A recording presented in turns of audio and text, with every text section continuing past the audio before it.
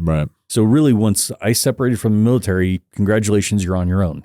Just kind of rewinding a little bit back to your transition out of the military. There's a lot of things that happened during that time in your life, and it's very common for veterans to get out of the military, not after being crushed by a tank, but a similar circumstance. You know, I joined at 18, 20, early in life, and I have every intention of doing 20 years, and then something happens. And whether you get med boarded or injured or life takes you in a different direction, some people get chaptered, life changed. So I just kind of want to go into your mindset and how you overcame this huge obstacle, both the injury and the transition out of the military. So let's do the focus on the transition first. Yeah.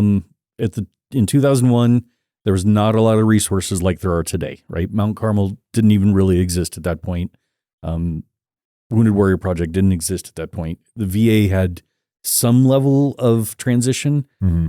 Fort Carson had a TAPS program that was 2 days long, and that's really all you got. Right. So really, once I separated from the military, congratulations, you're on your own. Mm-hmm. And when I left, it was, you don't really take any of your military friends and any of those resources or connections with you, because they've already moved on and they're already on to the next deployment. Especially in 2001, as things kicked off, guys were going overseas, and that was the end of the conversation. Yeah, quite the time to get out. It was. So that was very much a struggle, and trying to figure out how to make new friends that don't necessarily have the same sense of humor that veterans have. Right. Now I'm offensive and all this other crazy stuff. Right.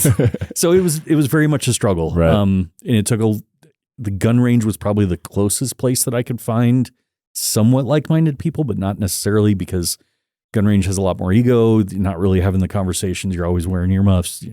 It's just not that interactive.